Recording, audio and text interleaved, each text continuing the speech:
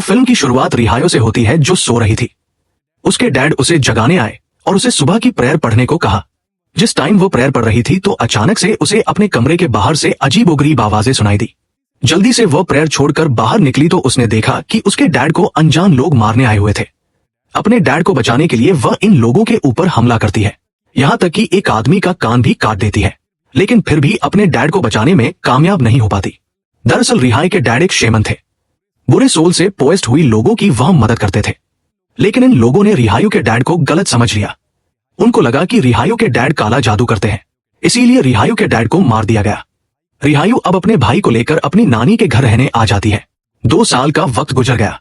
रिहायो घर चलाने के लिए एक कपड़े की दुकान पर काम करने लगी।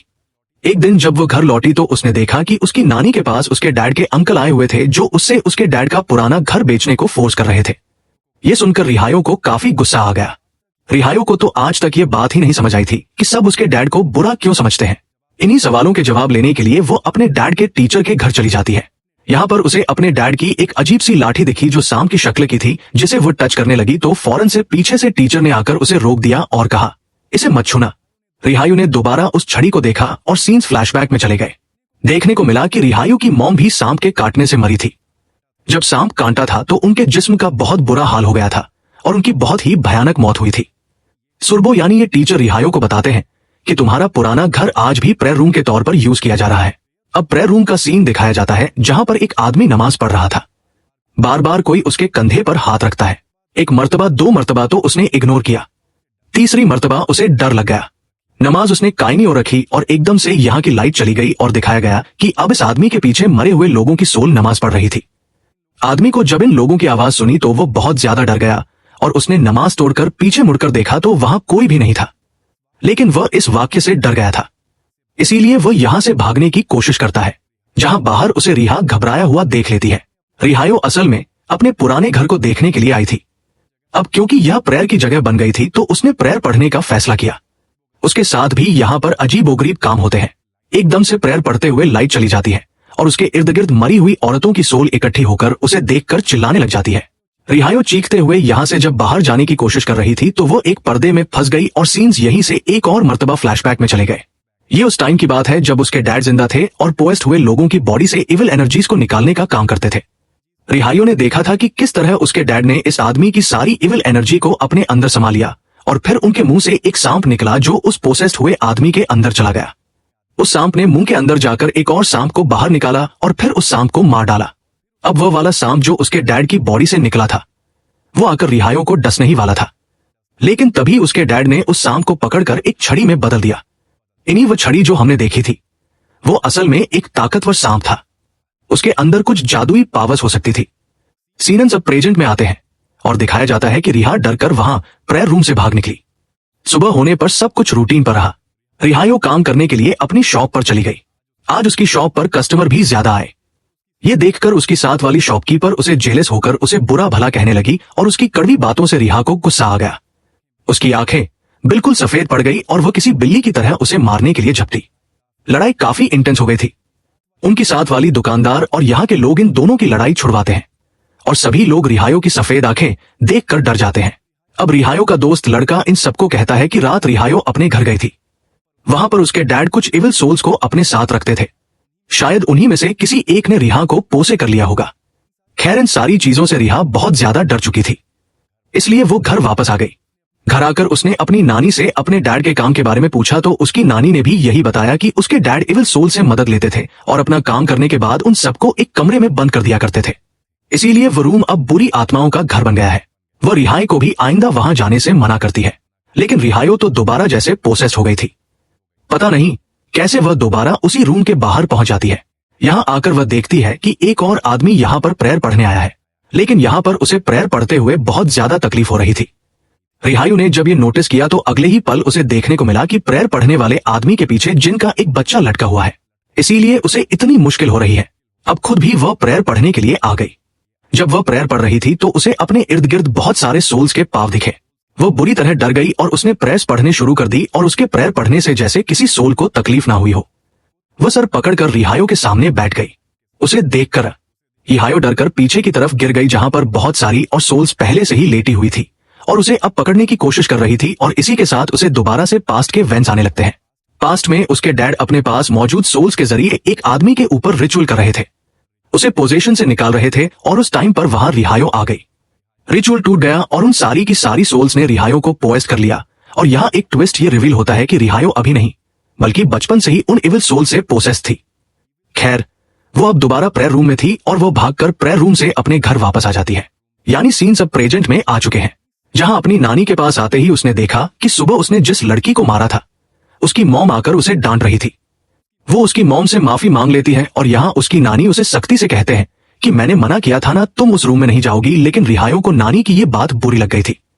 वह अब अपनी नानी से झगड़ा करके दोबारा प्रेयर रूम में जाकर नमाज पढ़ने लग जाती है, जहां पर इस मर्तबा उसे एक नया वे नजर आता है। वह देखती है कि छोटी रिहायो को किसी सोल ने पॉइस्ट कर लिया था और छोटी रिहा उस सोल की गोद में सो रही थी। इस मर्तबा भी डरकर वह जब इस रूम से बाहर निकलने की कोशिश करती है तो वो इस रूम से बाहर निकलने के बजाय सोल्स की दुनिया में पहुंच जाती है, जहां पर सारी सोल्स एकदम से उसके ऊपर हमला करने वाली थी। लेकिन उससे पहले ही किसी ने उसका हाथ खींचकर उसे बचा लिया। उसे जब होश आया तो वह अपने डैड के टीचर के घर पर थी और उसके साथ उसका दोस्त था। यहाँ पर सुरवो यानी उसके डैड के टीचर उसे बताते हैं कि बचपन में ही तुम्हें इन इविल सोल्स ने पोसेस कर लिया था और तुम्हारा एक्जोर्सिज्म करने के लिए यहाँ सिनोत यानी तुम्हारे डैड के अंकल आए थे।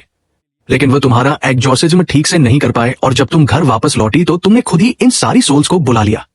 इसी वजह से उस दिन से लेकर अब तक रिहा पूरी तरह से उन सोल्स के कब्जे में थी। सुरवो उसे बताते हैं कि तुम्हें अभी भी ठीक करने के लिए एक्जोर्सिज्म करने की जरूरत है। दिन गुजरते रहते हैं और रिहाई की हालत दिन ब दिन और खराब होती जाती है।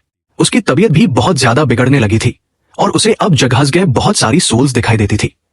यहाँ तक कि अपने काम की जगह पर भी यहाँ रिहायो की नानी जब बाजार में जरूरत का सामान लेने आई होती है, तभी वो आंटी जिनकी बेटी को रिहायो ने मारा था वह दोबारा बाजार में खड़े होकर रिहायो की नानी की बेइज्जती करने लग जाती है।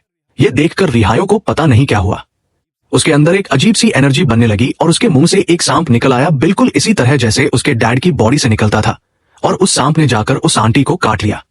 ये सारा नजारा गांव वालों ने देखा था। अब सबको लगने लगा था कि ये सब रिहायो की नानी ने ही किया होगा। गांव वाले तो अब इनको यहां से निकालने की तैयारी में थे, पर सुरभो ने आकर सारी सिचुएशन संभाल ली और कहा कि अगर इस सब के पीछे नानी ही जिम्मेदार है तो हम अपना सच वाला रिचुअल करवा के देख लेते हैं। इस रिचुअल के अंदर एक जिंदा इंसान को मुर्दे की तरह कफन पहनाकर लेटा दिया जाता है और उससे उसके गुनाह कन्फेस करवाए जाते हैं। अगर उसने वो गुनाह किए हो तो वो बंदा वहीं पर मर जाता है और अगर ना किए हो तो वो जिंदा रहता है। नानी इस टाइम यह रिचुअल करने को भी मान गई थी क्योंकि उसने यह सब किया ही नहीं था। अगली रात दिखाया जाता है कि रिहायो की नानी का वो रिचुअल भी शुरू कर दिया गया था और रिहायो रिचुअल देखने के बजाय उसी प्रेयर रूम में प्रेयर पढ़ने के लिए चली गई। यहाँ पर बहुत सारी सोल्स ने उसे डराना शुरू कर दिया, लेकिन आज के दिन वह डरी नहीं, उल्टा उसने ही सोल्स को चीख कर डरा दिया क्योंकि वह भी बहुत ताकतवर बन गई थी। और यहाँ हमने नानी को देखा कि वह भी एक अलग ही सोल्स की दुनिया में चली गई, जहां जाकर वो बहुत ज्यादा डर गई। एक कमरे से दूसरे में, दूसरे से तीसरे में गई। उन्होंने एक कमरे में रिहायो को सोल्स के दरमियान बैठे हुए देखा। ये देखकर वो डर से जोर से चिल्लाती है और यहाँ रियल दुनिया में उन्हें होश आ जाता है। उनको जिंदा देखकर ये सब लोग जान गए थे कि वहां उस आंटी के जो मर्डर हुआ था उसके पीछे नानी का हाथ नहीं था। अब अपनी बेगुनाही साबित करने के बावजूद भी नानी बहुत ज्यादा डर चुकी थी। उसने गांव छोड़ने का फैसला कर दिया था। जाने से पहले वो रिहायो को बताती है कि प्रॉपर्टी मैं तुम्हारे डैड के अंकल सिंथ के हवाले करके जा रही हूँ। सिंथोत का नाम सुनते ही दोबारा रिहाई को इतना ज्यादा गुस्सा आ गया कि उसकी आंखें काली पड़ गई। उसे किसी ने पोएस्ट कर लिया और उसने नानी को बताया कि मेरे डैड की मौत के पीछे कोई और नहीं बल्कि सिंथोत ही था। जिस आदमी ने मेरे डैड को मारने की कोशिश की थी उसे मैंने ही काटा था और अपने डैड के मरने के बाद मैंने उस आदमी को सिंथ के साथ देखा था और गांव वालों को भी अंकल ने ही जमा किया था ताकि हमें हमारे घर से निकलना पड़े। वो अजीब सी आवाज में कहती है, सिनोत ने ही हमारे डैड को मरवाया है।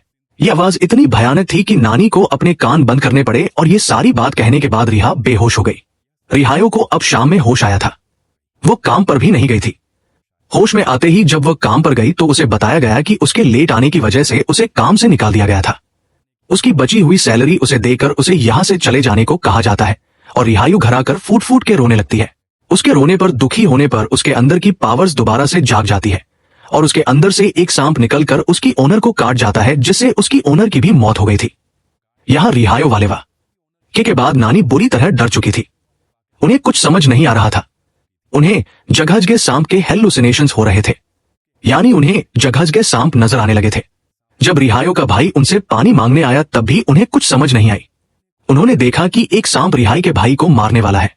उन्होंने उस सांप को ही पकड़ लिया और जोर जोर से उस सांप को दीवार से मारकर उसे मारने लगी। वो रिहाई के भाई को बचाना चाह रही थी। रिहाई भी जब यहाँ आई तो उसने नानी को ऐसा करने से रोका, लेकिन नानी रुकी नहीं और एकदम से जब वो होश में आई तो पता चला कि उन्होंने किसी सांप को नहीं बल्कि रिहाई के भाई को ही मार डाला था। यानी हेलुसिनेशन की वजह से वो उस बच्चे को ही सांप समझने लगी थी और इस चीज का उसे बहुत ज्यादा दुख होता है। वो एक मर्डर कर चुकी थी। पहले एक मर्डर के इल्जाम में फंसी थी और अब तो उसने सच में मर्डर कर दिया था। उसकी दिमागी हालत भी ठीक नहीं रही थी, इसीलिए वो सुसाइड कर लेती है। नानी को मरा हुआ देखकर सदमे से अब रिहायू बेहोश हो गई थी। उसे जब होश आया तो वो अपने डैड के अंकल सिनोद की कार में थी जो उसे लेकर अपने घर जा रहे थे। ये देखने के बाद वह दोबारा बेहोश हो गई। दूसरी मर्तबा उसे होश आया सिनातोद के घर पर, जहां सिनोद की वाइफ ने उसे देखा और प्यार से उसे समझाया कि बेटा तुम जो सोच रही हो वो बिल्कुल गलत है। सिंथ वैसे नहीं है जैसा तुम सोच रही हो। उसे तुम्हारे डैड की प्रॉपर्टी नहीं चाहिए। उसके पास तो खुद बहुत पैसा है। उसने अपने पैसों से एक इनकंटेशन स्कूल बनाया है जहां पर बच्चों को एग्जॉर्सिज्म सिखाया जाता है। वो रिहायो को यह भी समझाती है कि यहाँ पर जो कुछ भी हुआ, तुम्हारे डैड की मौत, नानी की मौत, इसका जिम्मेदार तुम खुद को ना समझो। तुम्हारे से ये बुरी आत्माओं ने करवाया है। खैर रात हो जाती है और सिंतोद की वाइफ अपने रूम में सोने चली जाती है। रात में उन्हें रिहायो का भाई ख्वाब में दिखाया जाता है, जिसने उसे बताया कि रिहायो उस प्रेयर रूम से कनेक्टेड है और अगर उसकी जान बचानी है तो उसका एग्जॉर्सिज्म करना जरूरी है और उसके एग्जॉर्सिज्म के लिए वो सांप वाली छड़ी जरूरी है जो उसके डैड के पावर से बनी है। सुबह होने पर सिंथ वह छड़ी लेने के लिए उस प्रेयर रूम में चला जाता है। इस रूम में उस छड़ी को ढूंढते हुए उन्हें अजीब काले जादू की चीजें मिल जाती है, जिस पर कुछ इनकंटेशन पढ़ने पर सिंतोद को पता चल जाता है कि ये सारा का सारा किया कराया सुरभों का है, रिहायो के डैड के टीचर का। असल में रिहायो के डैड को मरवाने के पीछे सुरभों ने ही काला जादू किया था। ये जानकर अब सिनोद उससे पूछता है आखिर तुमने ऐसा क्यों किया। ये सुनकर सुरभों ने बताया, जब से रिहाइयों के डैड सिमरी लोगों की मदद करने लगे थे, लोगों ने मेरे पास आना बंद कर दिया था। लोग इनकंटेशन के लिए फिर सिमरी के पास ही जाते थे। इससे उसकी दौलत बढ़ती गई और मेरी घटती गई। मेरा नाम कम होने लगा और सिमरी का बोलबाला ज्यादा हो गया, पर बाद में बर्दाश्त नहीं कर सका, इसीलिए मैंने उसे मारने का प्लान बना लिया। असल में सिंतोद सिमरी के अंकल नहीं बल्कि सुरभो सिमरी के टीचर उसकी जायदाद को हड़प करना चाहते थे। इसीलिए रिहा भी जब वापस गांव आई और आकर वो सुरभो से मिली तो सुरभो ने जानबूझकर ही उसे प्रेयर रूम में वापस भेजा था ताकि वो दोबारा से उन पावर से पोसेस हो जाए जिनसे पहले बचपन में सिंथ ने उसकी जान छुड़ा दी थी। सारी सच्चाई जानने के बाद सिनोद छड़ी लेकर वापस रिहा के पास आ जाता है उसका एग्जॉर्सिज्म करने के लिए। रिहा को एक रूम में लेकर आया गया था जहां पर बहुत सारे आदमी थे और इन्हीं आदमियों में एक आदमी वह भी था जिसने रिहायो के डैड का कत्ल किया था। उसे देखकर रिहायो गुस्से में आ जाती है और इविल एनर्जीज दोबारा से उस पर कंट्रोल बना लेती है। उसकी आंखें अजीब सी हो जाती हैं और वह पागलों की तरह चिल्लाती है और सिनोद ही ऊपर ही हमला करने के लिए बढ़ती है क्योंकि उसे लग रहा था कि सिंतोत ने ही उसके डैड को मारा है। लेकिन यहाँ सिनोद उसे सच बताता है कि मैंने नहीं बल्कि सुरवो ने अपने काले जादू से तुम्हारे डैड को मारा था। चिल्लाकर रिहायो बोली, मैंने उस आदमी को यहाँ देखा है जिसने मेरे डैड को मारा था। तो इस टाइम सिंथ ने ये कन्फेस कर लिया वो लड़का मेरा बेटा था और मुझे आज से 2 साल पहले ही बस पता चला कि मेरा बेटा तुम्हारे डैड के मर्डर में सुरवो के साथ शामिल था और मैंने अपने बेटे को बचाने के लिए बस इस सच्चाई को छुपाया और इसीलिए तुम्हारी फैमिली की बहुत बेइज्जती हुई। तुम्हारी फैमिली को बहुत कुछ सहना पड़ा। तुम्हारी नानी मर गई, तुम्हारा भाई मर गया और इस चीज का मुझे आज तक रिग्रेट भी है। रिहायू का गुस्सा अभी भी सिंतोत पे था। आखिर उसने इतनी बड़ी सच्चाई छुपाई कैसे थी।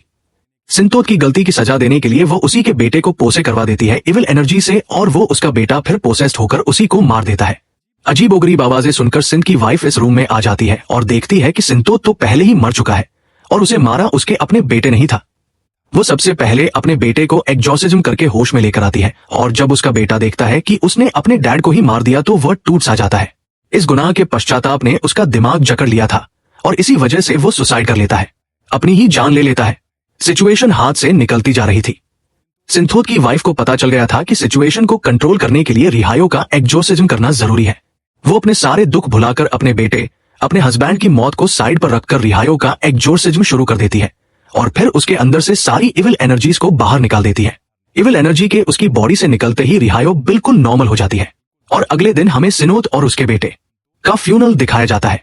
रिहायो को बहुत ज्यादा दुख हो रहा था, लेकिन इस मर्तबा भी सिंतोत की वाइफ, जो कि एक बहुत अच्छी लेडी थी, उसने बहुत ही प्यार से रिहायो को समझाया कि इस सब की जिम्मेदार तुम नहीं हो। तुम अपने आप को इस सब के लिए बुरा मत समझो।